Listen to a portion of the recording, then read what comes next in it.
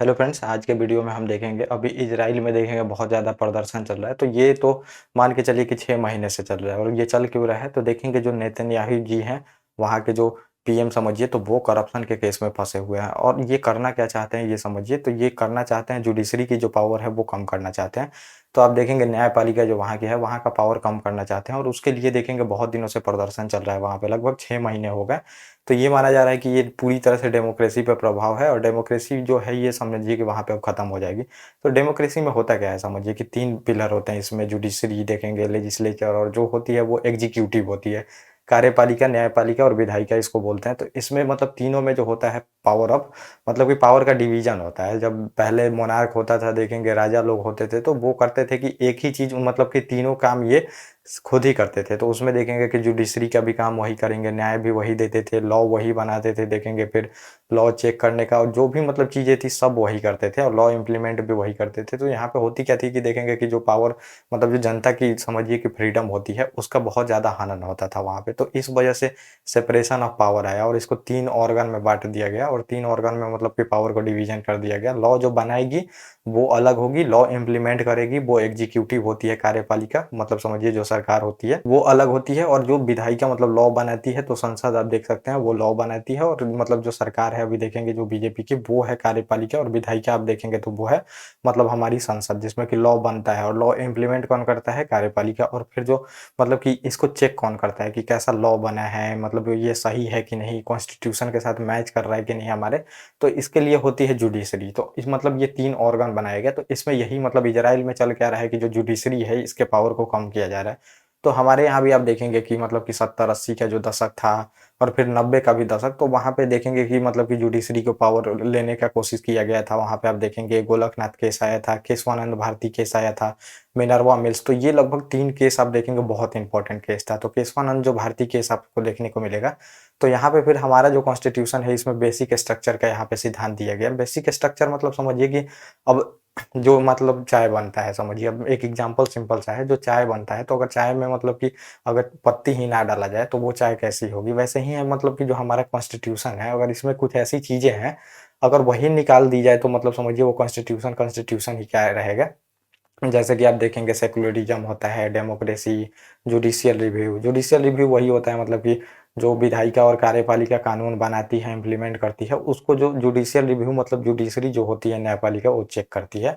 तो यही जो चेक करने का पावर है यही लिया जा रहा है। तो ये जो एक्ट मतलब कि इजराइल में जो अभी बना है समझिए, इसमें यही चीज़ें ली जा रही है। जो कार्यपालिका और विधायिका मान लीजिए लॉ जो बनाती है उसको अब ये चेक नहीं कर सकती है इसके बाद।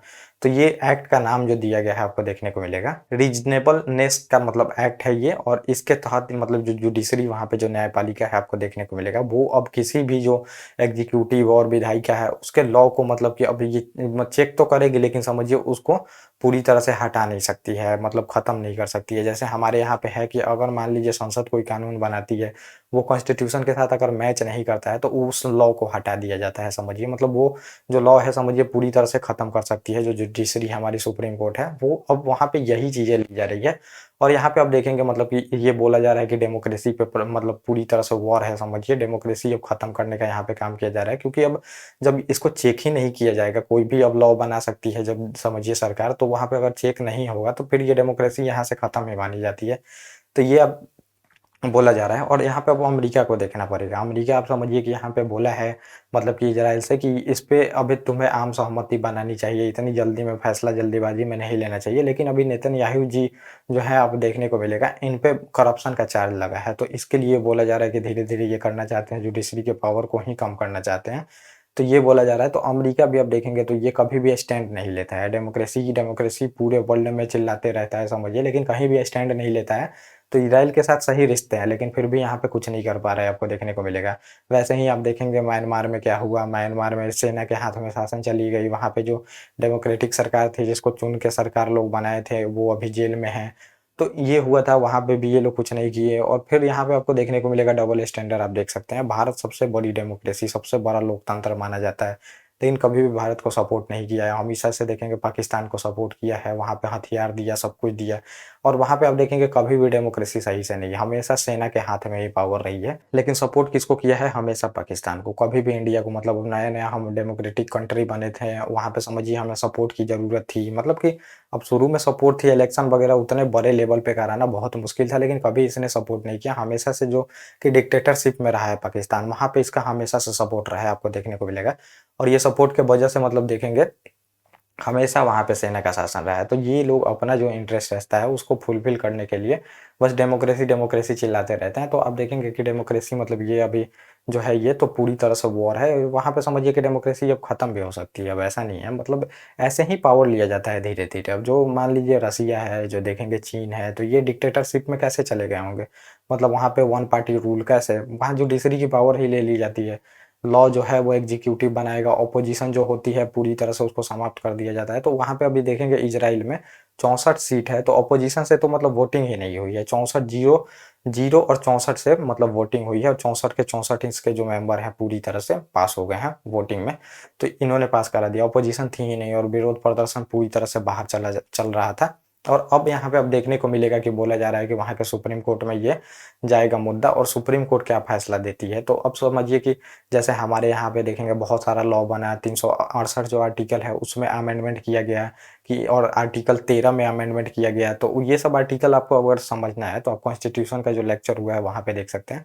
तो यहाँ से मतलब जो अमेंडमेंट पावर होती है पार्लियामेंट की, इसमें अमेंडमेंट किया गया है कि जो पार्लियामेंट है वो कोई भी लॉ बना सकती है और जो जुडिशरी है यहाँ पे उसको चेक भी नहीं कर सकती है। लेकिन जुडिशरी हमारी यहाँ पे नहीं मानी थी, वहाँ पे देखेंगे 14 बेंच जब बैठी थी केशवानंद भारती में, तो ये पूरी तरह से लॉ को ही समाप्त कर दिया गया था कि जुडिशियल रिव्यू मतलब जुडिशरी ऐसा कोई भी लॉ नहीं है जिसको ना चेक कर सके। तो उसने बोल दिया और ये भी बता दिया ये बेसिक स्ट्रक्चर है हमारे संविधान का, तो इसको अलग किया ही नहीं जा सकता है। तो अब देखिए यहाँ पे इज़राइल क्या करता है, इज़राइल के मतलब कि जो सुप्रीम कोर्ट है वो क्या करती है यहाँ पे, ये अभी देखना बहुत ही मतलब कि दिलचस्प होगा। और यहाँ पे ये भी बताया जा रहा है कि बहुत ज़्यादा हड़ताल होंगे, ये होंगे, वो होंगे, तो ये सब तो होंगे ही। अब देखेंगे मतलब इतना शिक्षित और इतना आगे, इतना साइंटिफिक जो ये देश है समझिए इज़राइल, यहाँ पे ये हाल है समझिए। वहाँ के मतलब कि जुडिशरी के पावर को कम किया जा रहा है, तो आप समझ सकते हैं कि बाकी देशों में क्या होगा जहाँ पे जनता शिक्षित ही नहीं है।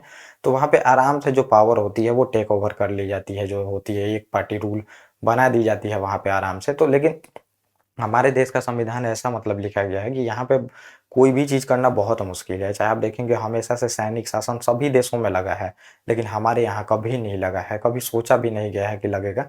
और फिर देखेंगे जो डेमोक्रेसी डेमोक्रेसी हमारे यहाँ हमेशा इलेक्शन होते आई है देखेंगे, और जो ऑपोजिशन होती है वो भी जीतती है, जो पार्टी होती है वो भी स्टेट में भी देखेंगे अलग पार्टी की सरकार, सेंटर में भी अलग पार्टी की सरकार बनते रहती है समझिए। मतलब कोई भी कोई आँच नहीं है। बहुत मतलब कि वो जो डेमोक्रेसी मतलब जो कॉन्स्टिट्यूशन लिख के वो लोग गए हैं हमारे कॉन्स्टिट्यूशन मेकर, मतलब उनके दिमाग का तो अभी तक मतलब कोई है ही नहीं समझिए कि बहुत मतलब उन्होंने सोच के लिखा है। तो ये सब चीज़ें हैं, तो अब देखिए क्या होता है, अगर कुछ भी होगा तो मैं आपको अपडेट करूँगा। ओके गाइस, थैंक यू और अब हम मिलेंगे अपने नेक्स्ट टॉपिक में।